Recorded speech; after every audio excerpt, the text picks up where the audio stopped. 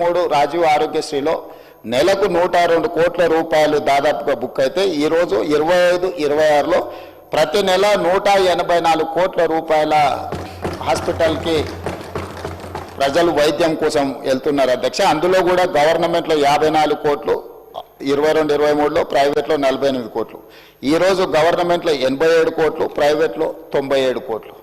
So అన్ని రకాలుగా పేషెంట్లు పెరగడమే కాకుండా 5 లక్షల నుంచి 10 లక్షలకు రాజీవ్ ఆరోగ్యశ్రీ ఏదైతే ఇన్సూరెన్సు ఇతర వ్యాధులను కూడా అందులో చేర్చడం వల్ల ఈరోజు దాదాపుగా మోర్ దాన్ డబుల్ ఈరోజు వాళ్ళు వాడుకోవడం జరుగుతుంది అధ్యక్ష.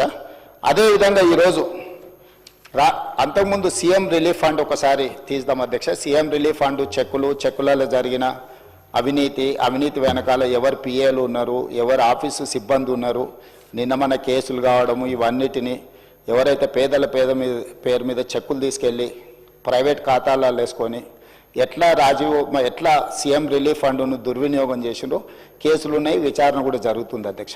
కానీ మన ప్రభుత్వం వచ్చిన తర్వాత సీఎం రిలీఫ్ ఫండ్ కానీ రాజీవ్ ఆరోగ్యశ్రీ కానీ ఎమ్మెల్యేలకు ఆన్లైన్లో వెబ్సైట్ ఇచ్చేసి డైరెక్ట్గా ట్రాన్స్పరెంట్గా ఎవరైనా అప్లై చేసుకునే వెసులుబాటు కల్పించి క్లియర్గా ఇస్తున్నాము. మేము ఈరోజు సీఎం రిలీఫ్ ఫండ్ ఈ 27 నెలలలో 2046 కోట్ల రూపాయలు సీఎం రిలీఫ్ ఫండ్ ఇచ్చినాం అధ్యక్ష. 2400 రాజీవ్ ఆరోగ్యశ్రీలో 2040 దాదాపుగా 4500 కోట్ల రూపాయలు ఈ 27 నెలల్లో పేదల వైద్యం కోసము ఈ ప్రభుత్వము సంపూర్ణంగా ప్రయత్నం చేసింది. ఇది సరిపోతుందంటే ఇది సరిపోదు అధ్యక్ష. మేము ఎప్పుడు ఇది సరిపోయింది ఇంకా ఇంతకంటే ఎక్కువ చేయలేమంటలేం. అందుకే ఈరోజు ఇందిరమ్మ కుటుంబ జీవిత బీమా ఎవరికి ప్రమాదం వచ్చినా సిపెక్ సర్వే ప్రకారం social economic education employment political and caste survey ఏదైతే రాష్ట్ర ప్రభుత్వం చేసి February 4th సోషల్ జస్టిస్ డేగా పెట్టిందో ఆ సమాచారం ప్రకారం 1,15,00,000 కుటుంబాలు తెలంగాణ రాష్ట్రంలో ఉంటే ప్రతి కుటుంబానికి ఈరోజు జీవిత బీమాను అందించి ఎవరికైనా కుటుంబ పెద్దను కోల్పోతే ప్రభుత్వం వైపు నుంచి ఒక ధీమా ఉండాలి, ఈ జీవిత బీమా ఆ కుటుంబానికి ఒక ధీమా అని చెప్పి ఈరోజు మనం నూతనంగా కొత్త పథకాన్ని కూడా మనం ప్రవేశపెట్టుకోవడం జరిగింది అధ్యక్ష. ఈరోజు పేదలను ఆదుకోవడానికి అన్ని రకాల ప్రయత్నాలు చేయడమే కాకుండా ఈరోజు 35 గవర్నమెంట్ కాలేజెస్ ఉన్నాయి అధ్యక్ష. రాజీవ్ ఆరోగ్యశ్రీని భవిష్యత్తులో ఏవైతే టీచింగ్ కాలేజెస్ ఉన్నాయో, ఇక్కడ చాలామంది కాలేజీల యజమానులు ఉన్నారు, private medical colleges nursing colleges నడిపేవాళ్ళు. టీచింగ్ కాలేజెస్కి ఏమో పేషెంట్లు రావటం లేదు, చాలా వాటికి పేషెంట్లు పోయే దగ్గరనేమో ప్రొఫెషనల్స్ లేరు. దీన్ని ఆలోచన చేసి అందుకే దీని మీద వివరంగా ఇంకా చర్చ చేస్తాం. ప్రభుత్వం అన్ని స్థాయిలో మేము ఈరోజు అందరి నుంచి సమాచారం సేకరించినాం. ఏ ఏరియాలో అయితే టీచింగ్ కాలేజెస్ ఉన్నాయో పర్టికులర్గా మెడికల్ కాలేజీలు రాజీవ్ ఆరోగ్యశ్రీని మొత్తం ఆ మెడికల్ కాలేజీలకు పంపిస్తే అక్కడ చదువుకునే నర్సింగ్ కాలేజ్ స్టూడెంట్స్కైనా మెడికల్ కాలేజ్ స్టూడెంట్స్కైనా పీజీ చదువుకునేటోళ్ళకైనా ఫర్దర్ స్పెషలైజేషన్ చేసేటోళ్ళకైనా విరివిగా బాధితులు వచ్చినప్పుడు వాళ్ళను ట్రీట్ చేయడం ద్వారా వాళ్ళకి వర్క్ ఎక్స్పీరియన్స్ వస్తుంది. అదేవిధంగా Rajiv Aarogyasri CM relief funds కూడా వాటికే ఇస్తే ఆ హాస్పిటల్ల యొక్క నిర్వహణ మెడికల్ కాలేజీల యొక్క నిర్వహణ కూడా బెటర్గా ఉంటుంది. అందులో పనిచేసే డాక్టర్లు సర్జరీ చేస్తే వాళ్ళకి స్పెషల్ ఇన్సెంటివ్స్ ఇవ్వాలనుకుంటున్నాం అధ్యక్ష.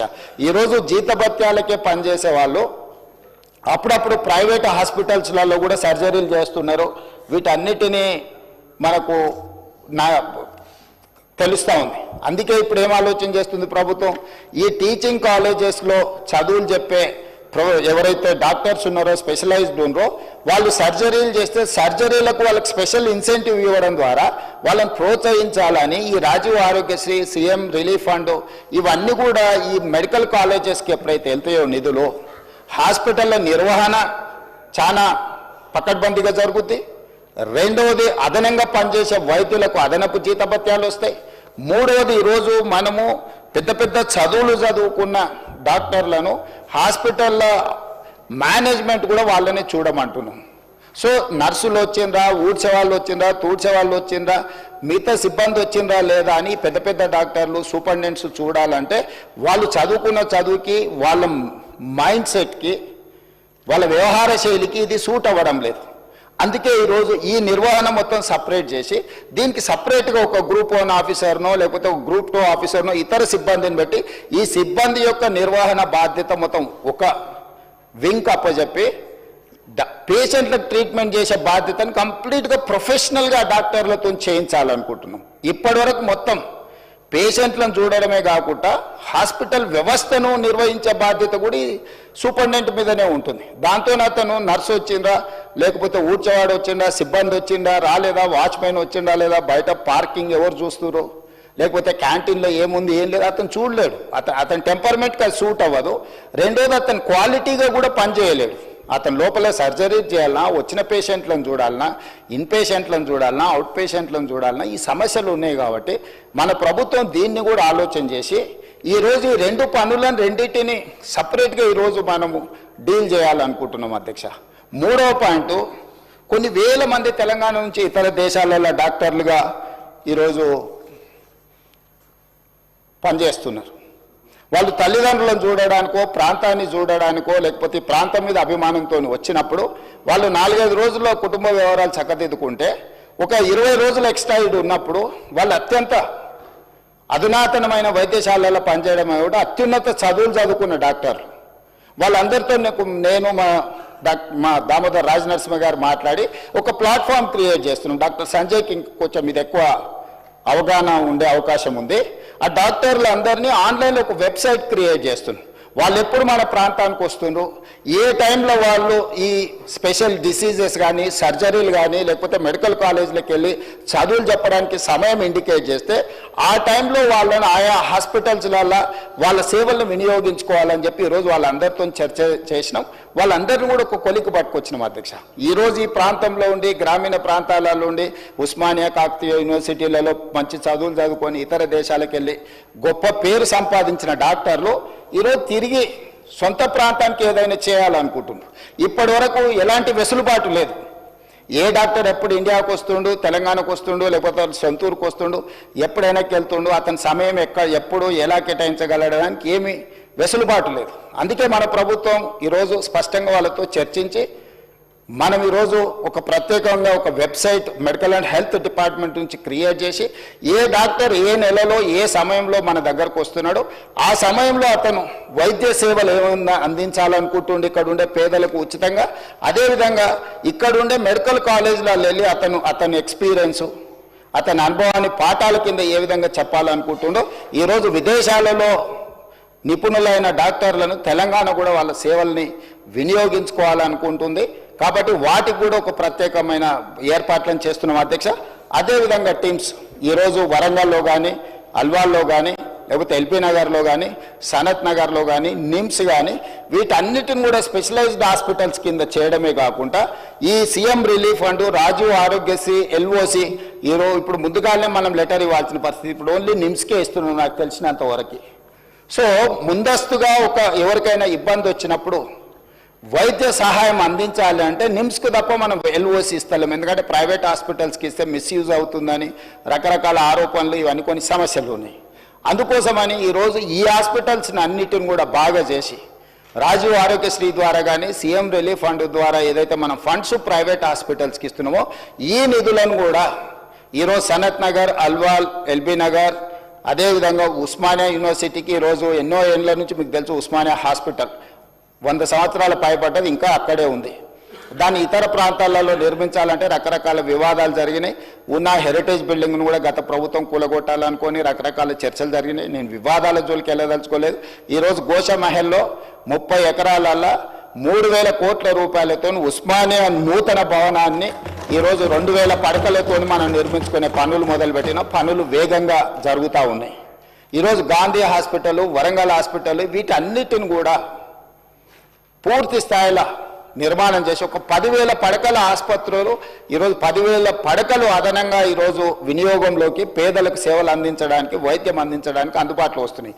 వీటన్నిటిని కూడా ప్రభుత్వము ఈ సీఎం రిలీఫ్ ఫండ్ కావచ్చు, రాజీవ్ ఆరోగ్యశ్రీ కావచ్చు, వీటన్నిటిని నిధులను వాటికిచ్చి వాటిని కూడా పేదలకు అన్ని రకాల వైద్య సేవలను అందించడానికి ఈరోజు వాటిని కూడా ప్రభుత్వం వినియోగంలోకి తీసుకురావాలని, వేగంగా పనులను పూర్తి చేయాలని, గతంలో జరిగిన ఎన్నో నిర్ణయాలను నేను రాజకీయంగా విమర్శించదలుచుకోలేదు, కానీ వాళ్ళకి తెలుసు నిజమేందో, నేను చెప్పాల్సిన అవసరం లేదు. కాబట్టి వీటిని సరిదిద్దుకుంటూ ఒక దారిలో పెట్టి ఒక ప్రయత్నం చేసి దామోదర్ రాజనరసింహ గారు ఎడ్యుకేషన్ అండ్ ఇంజనీర్, కానీ by nature is an doctor, social doctor. అంటే సామాన్య సోషల్ డాక్టర్ అంటే పేదవాడికి ఏం సమస్య వస్తుంది, ఆ సమస్యకు ఏం వైద్యం అందించాలని సంపూర్ణంగా అవగాహన ఉన్న దామోదర్ రాజనరసింహ గారిని నేనే స్వయంగా ఈ శాఖ మీరు నిర్వహించాలని పర్సనల్గా వారిని పిలిచి, ఎందుకంటే ఈ శాఖ చాలా విస్తృతమైన సబ్జెక్ట్, ఇదంత ఆషమాషిగా అర్థమయ్యేది కాదు. అర్థమైనా కూడా ఎవ్రీడే ఒక కొత్త ఛాలెంజ్ వస్తుంది. ఒకప్పుడు గత్తర ఉండే, మలేరియా ఉండే, రకరకాల జబ్బులు వచ్చినాయి, సడన్గా మన కోవిడ్ వచ్చింది.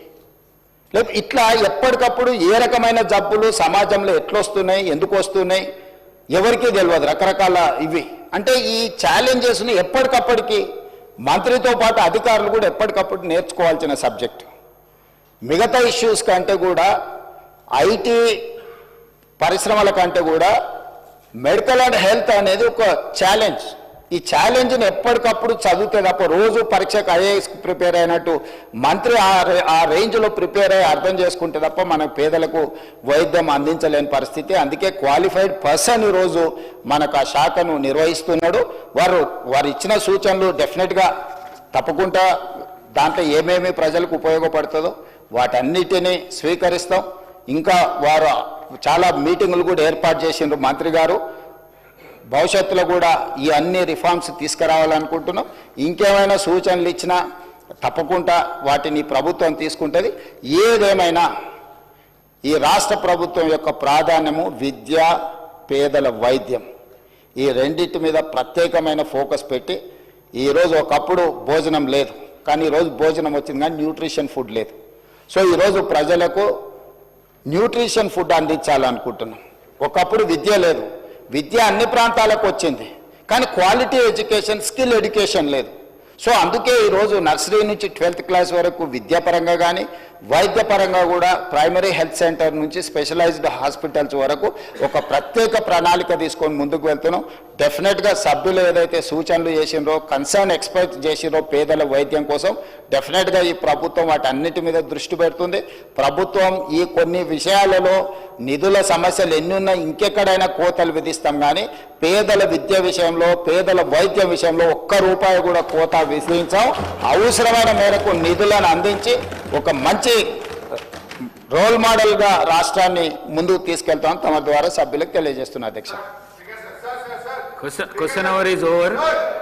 All remaining questions are deemed to have been answered. Now 0 hour for half an hour. Dr. Rajeshwar Reddy garu. Dr. Rajeshwar Reddy. అధ్యక్ష, ధన్యవాదాలు అధ్యక్ష. నాగర్ కర్నూల్ నియోజకవర్గానికి సంబంధించి అధ్యక్ష, నాగర్ కర్నూల్ జిల్లా హెడ్ క్వార్టర్స్ అధ్యక్ష, ఇప్పుడిప్పుడే జిల్లా హెడ్ క్వార్టర్స్లో వైద్యపరంగా, విద్యాపరంగా, వ్యాపార పరంగా, వ్యవసాయ పరంగా ఎదుగుతా ఉంది అధ్యక్ష.